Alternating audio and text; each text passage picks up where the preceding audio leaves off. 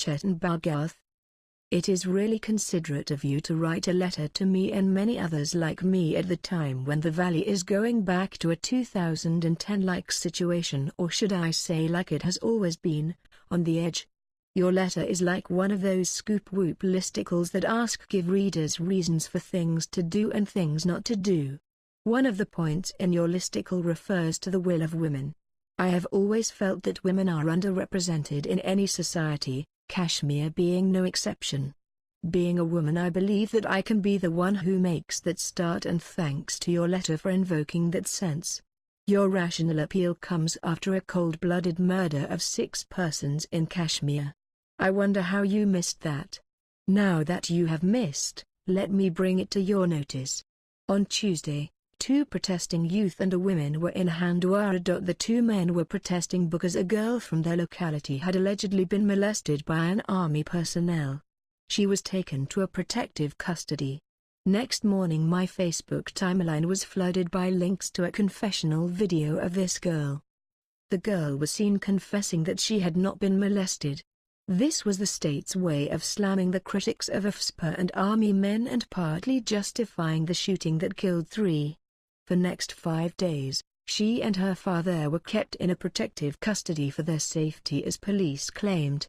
Whether or not the custody was to safeguard them is still not clear, but it certainly was illegal. The police claimed that the family had demanded police protection, but how many Indians who demand police protection are put in a protective custody inside a police station? And how many women in particular are confined to a police station when they demand a police protection in India? To me as a woman, the rapist was not one man or a group of persons, it was someone in that uniform, possessing power. Police station is never a pleasant place to be at. Few months back at a public event on eve of International Women's Day at University of Kashmir, a senior police official said that to ease the passport verification formalities for women, the police wouldn't ask women to visit police stations for verification and rather send a police personnel to their homes for verification. He admitted that not many women would be comfortable to visit police stations. Today, it is the same police that has kept a young girl and her in a police custody for days altogether. What makes the protective custody even more dubious is that the girl or her father has not been allowed to speak to media. If the police unflinchingly released her confessional video in public, why would they not let her speak to media even in the protective custody? Also, as the basic minimum ethics, the face of the girl was not censored except in official version. But while the video was shot, only officials were present, so the one who leaked the identity of the girl naturally happens to be an official. Would the police launch an inquiry against that official? You have also expressed your concerns about the position of women independent or Pakistan-controlled Kashmir. Trust me, it worries me as well. The only difference between my concern and your concern is that unlike you, I don't carry preposterous assumptions about Kashmiri women in head. Half of the Kashmiris are women, more than 1,500 of whom are half-widows, their husbands been subjected to enforced disappearance. They are ineligible for pension or any governmental relief. Among the remaining are also the victims of mass rapes in Kananpashpura, Shipane, Haran, Garahakar, by Indian Army who have been fighting for justice for decades now. To me as a woman, the rapist was not one man or a group of persons, it was someone in that uniform, possessing power. Every time I cross a man in uniform, I feel the pain that all those women must have felt. I will continue to feel the same pain and anguish as long as the real perpetrators are not punished in court of law. I will continue feeling insecure across an army bunker as long as the perpetrators enjoy the exemptions under AFSPA. This is where the sham of gender empowerment by state fails. If I am raped or molested by an army personnel, I will be responsible for my rape because my perpetrator will never be punished, and I will be compelled to ask myself, why did you leave your house or walk along that desolated road sheltering a bunker when you knew that the people inside enjoy an impunity? What has state done for these women who survived mass rapes? Nothing. What will Azadi or Pakistani occupation bring them? Nothing except that their scars won't be rubbed on everyday basis and the malefactor won't be tagged as my savior.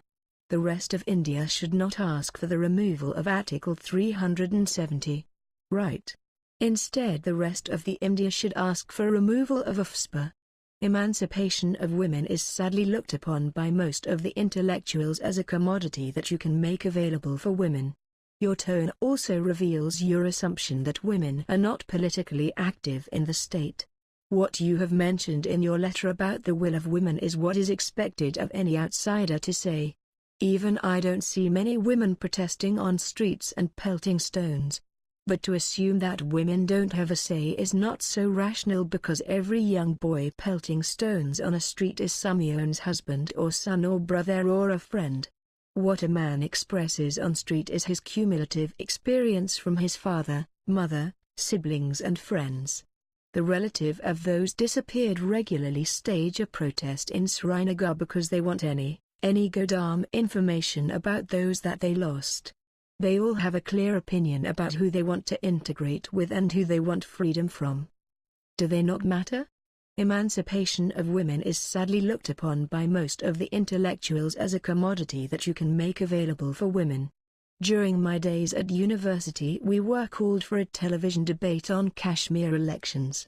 Apparently the news anchor had two sets of questions, one on for men and one for women. Those for women were all related to development, and that to the anchor meant more outlets, and for men, the questions were more political in nature. The anchor had probably been swayed by the gender stereotypes that women like shopping and are therefore progressive and men are otherwise. Having a UCP showroom in the city is not development of women. Having a L'Oreal salon for women is not their emancipation. In fact, it is not development and emancipation at all. Addressing to the aforementioned issues is. The replies from women didn't go up to his expectations, and so he kept approaching all the women in the group to get that one answer. Does any big brand hold any meaning for a woman whose husband is missing for years? Number whatever apprehensions you have about what might be the future of women in an independent Kashmir or a Pakistan-occupied Kashmir are valid, but what the Indian state has already brought upon Kashmiri women is no different from that future. Not just women, people of all genders here are deprived of basic human right internet access as and when state fails. Because if India fails, you will fail too. True. But what happens when the state fails its subjects? Isn't that a failure of state itself? What I narrated above, trust me, is tip of an iceberg. I urge you to look up for the human rights abuses that women in Kashmir have faced at the hands of Indian Army, and then, maybe alter your stance or improve it anyhow. Yours truly, Arshie Qureshi. Dear Kashmiri friends, the ones who don't like India, I write in this open forum because something terrible is happening in the Kashmir Valley. The recent events at NIT Srinagar only brought the situation to national attention. Some students burst crackers when India lost the T20 semi-final. Many students were beaten for raising the Indian flag. Thereafter, bloody clashes have broken out in North Kashmir. I understand that there is little pro-India sentiment amongst locals in the Kashmir Valley. Many would rather the valley be on its own, some wouldn't even mind being with Pakistan. I will not judge you. Despite being a patriotic Indian, I won't hold it against you if you hate India.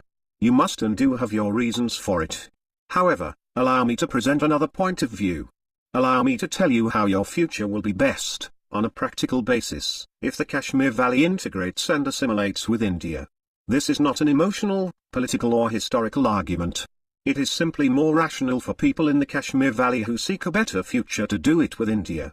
Sure, the experts will jump on me now. Experts who have made the Kashmir problem their fiefdom. However, if the problem were indeed solved, how will these people stay relevant? Hence, they always attack any solution with their elitist "this is too complicated an issue" stance. They love complicated. It gives them another conference to attend. You suffer with complicated, as the problem never gets solved. The issue is complicated for sure. For those who don't know the Kashmir issue, here it is in a nutshell.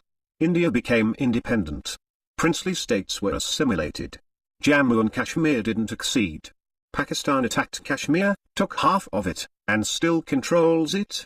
Kashmir's ruler called India for help. In return for help, J&K became part of India, but with riders.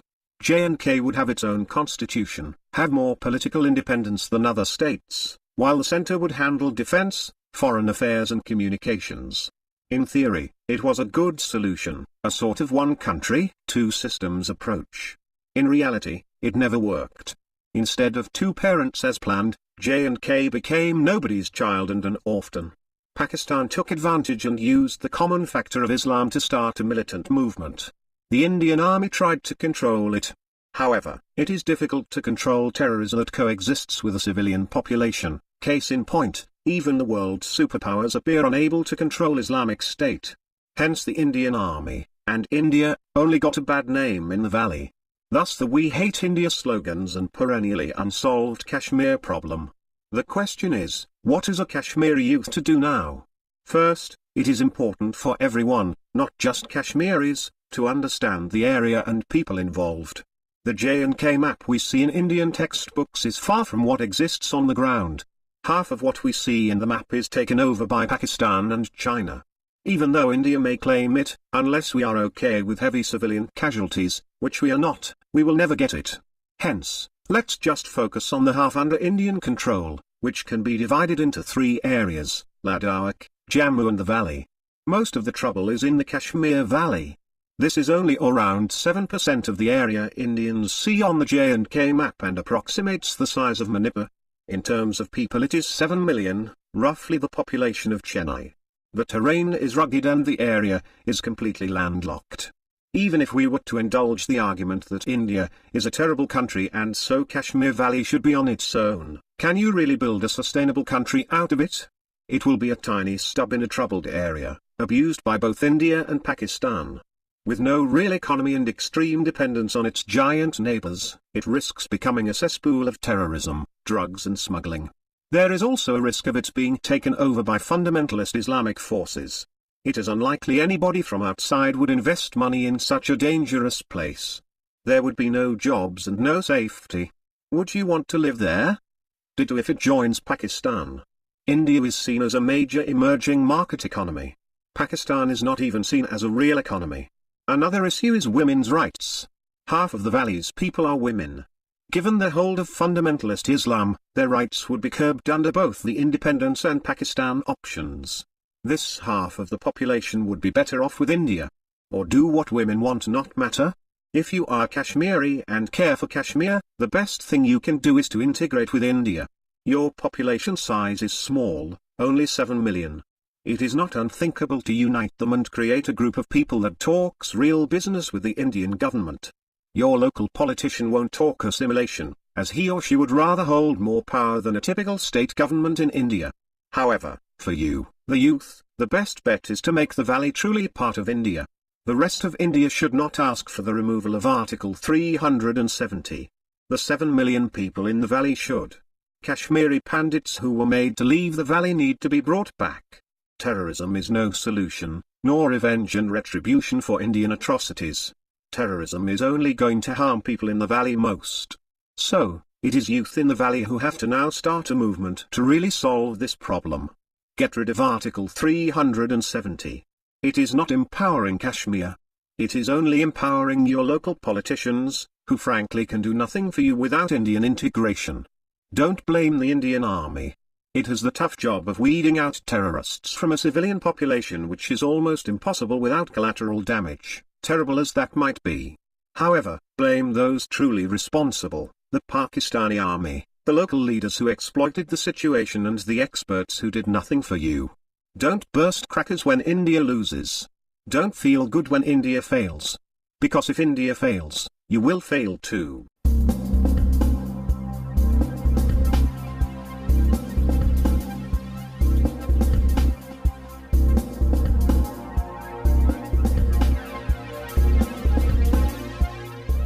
When the valley is going back to a 2010-like situation, or should I say like it has always been, on the edge. Your letter is like one of those scoop-whoop listicles that give readers reasons for things to do and things not to do. One of the points in your listicle refers to the will of women. I have always felt that women are